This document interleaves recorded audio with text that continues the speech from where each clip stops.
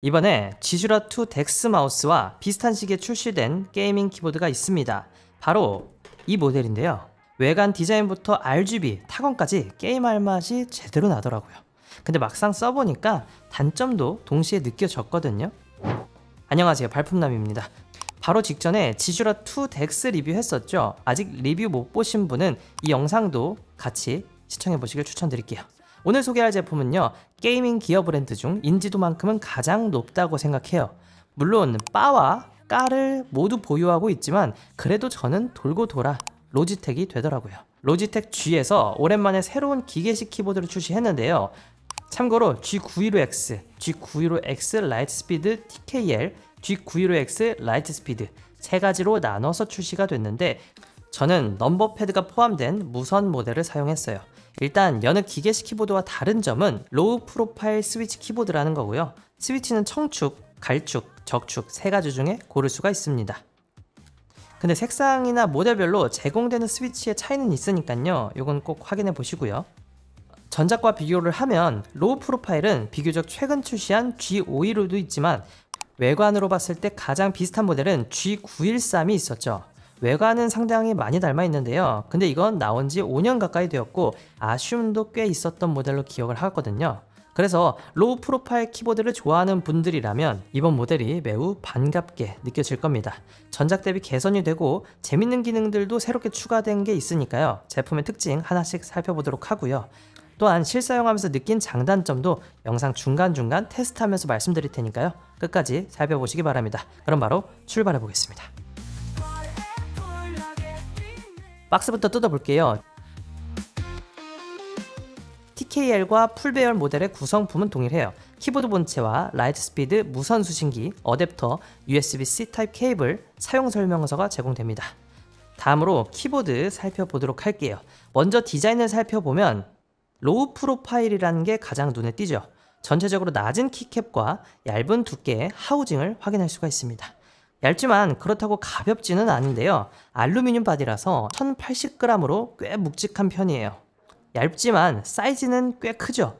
길이 475mm, 폭 150mm, 높이는 22.6mm입니다. 특히나 좌측에 G키가 추가되어서 더욱 길게 느껴져요. 전체 상판은 헤어라인 처리된 알루미늄 소재로 차가우면서도 사이버틱한 독특한 느낌을 줍니다. 개방감이 느껴지는 B키 스타일의 키보드이고요. B키 스타일 특유의 깔끔하면서도 스타일리시한 느낌은 좋았어요. 게다가 표면에 코팅 처리가 되어 있고 키캡도 분리가 되기 때문에 세척이나 관리가 편리합니다. 얼마 전에 햄버거 시켜 먹었다가 콜라를 키보드에 엎어서 멘붕이 왔던 기억이 있는데 이 제품은 키보드 앞에서 라면을 먹던 마라탕을 먹던 청소하기 편하다는 점은 마음에 들어요. 물론 마라탕을 흘리면 좀 청소가 빡셀 것 같긴 해요. 키보드 상부에는 빠른 연결과 설정을 위한 설정키와 멀티미디어 조작을 위한 미디어 키가 제공됩니다. 원형의 러버 형식으로 버튼이 설계가 되어 있고요. 그 옆에는 로지텍 G의 라이트 스피드 로고가 있고요. 그리고 배터리와 캡스락 상태를 알려주는 LED 인디케이터, 그리고 좌측에는 1680만 가지의 컬러를 지원하는 로지텍 G의 로고도 확인할 수가 있어요. 특히나 볼륨 조절 기능은 이렇게 바 형태의 디자인이라서 편하면서도 공간적인 활용면에서도 마음에 들었습니다. 풀배열 모델은 구조가 좀 독특합니다. 좌측에 5개, 상단 4개의 G키를 제공해서 총 9개의 G키, 즉 프로그램이 가능한 매크로 키를 제공해요. G허브 소프트웨어에 들어가서 설정 및 변경할 수도 있고요. 키보드를 들어서 상단을 보면 유선 연결과 배터리 충전을 지원하는 USB-C 타입 포트를 볼 수가 있고요. 참고로 이번엔 2.4G 블루투스 유선 연결 모두 지원합니다. 그리고 여기에는 물리 전원 스위치도 보이네요. 근데 이번에는 절전 모드가 잘 되어 있어서 전원 스위치를 꼭 끄고 있지 않아도 무방하더라고요. 그리고 배터리 타임도 늘어났는데요. 풀배열 기준 RGB 밝기 100%에서 연속 사용 기준 최대 36시간, 밝기 50%에선 최대 90시간, RGB를 완전히 끄면 최대 800시간 연속 사용이 가능합니다. 확실히 게임하지 않을 땐 RGB 효과를 끄고 사용하는 게 더 좋아 보이고요. 연속 사용 기준이니까 실제 사용 시간은 RGB를 켜고 사용한다면 3일에서 5일 정도, RGB를 끄고 사용한다면 한두 달까지도 사용할 수가 있겠죠. 키보드 하부를 살펴보면 상하단에는 미끄럼 방지 패드가 총 6개 제공되고요. 전용 수신기를 보관하는 공간도 제공됩니다. 키보드의 높낮이도 조절할 수 있는데요. 4도, 8도 이렇게 2단계로 조절할 수가 있죠. 손목에 가장 편한 자세는 0도가 정석이지만 저는 손목 받침대를 쓰고 사용해서 그런지 저한테는 4도가 가장 편하더라고요.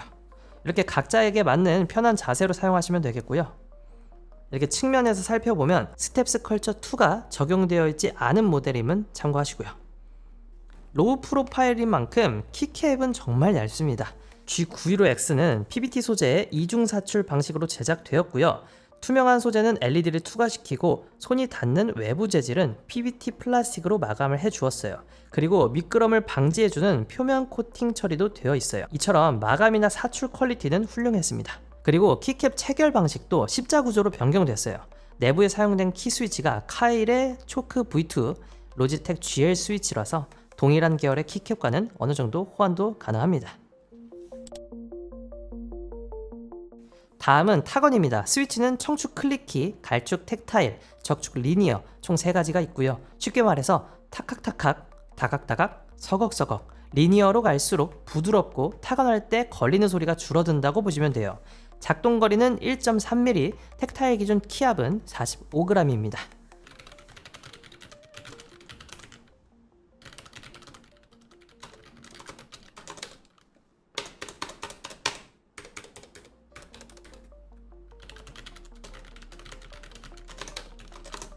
로우 프로파일은 아무래도 취향차가 있죠. 타건 소감은 제 개인적인 기준에서 말씀드릴게요.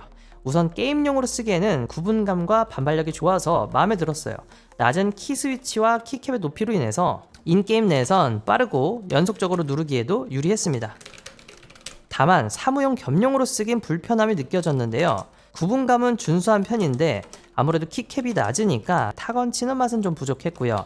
키캡이 낮다 보니 글씨를 타이핑할 땐 오타율도 좀 높아졌어요. 반대로 노트북 같은 얇은 키캡을 선호하셨던 분들, 로지텍의 MX 시리즈를 줄곧 써왔던 분이라면 오히려 빠르게 적응할 수 있고 장점이 될 수도 있는 부분이니까요. 말씀드렸듯 로우 프로파일은 취향차가 갈리는 만큼 여러분 기준에 맞게 다시 한번 판단해 보시기 바랄게요. 그리고 좌측에 G키가 추가되어서 초기 적응하는 데 시간이 좀 필요합니다. 예를 들어서 ESC를 누르거나 컨트롤 C를 누른다고 가정했을 때 습관적으로 새끼손가락을 키보드 맨 끝으로 가져가니까 처음 며칠은 오타가 좀 많이 나더라고요. 하지만 사람은 적응의 동물이죠. 쓰다가 적응하면 오히려 이게 더 편해지는 부분도 있으니까요. 그리고 키 매핑이 필요한 게임의 경우에는 적응만 하면 훨씬 유리하게 게임할 수도 있는 부분이니까 이 부분도 잘 참고하시기 바랄게요. G허브 소프트웨어에 들어가 보시면 디테일한 부분까지 조작이 가능한데요. 먼저 컬러부터 패턴, 구역 등 다양한 RGB LED를 변경할 수가 있습니다.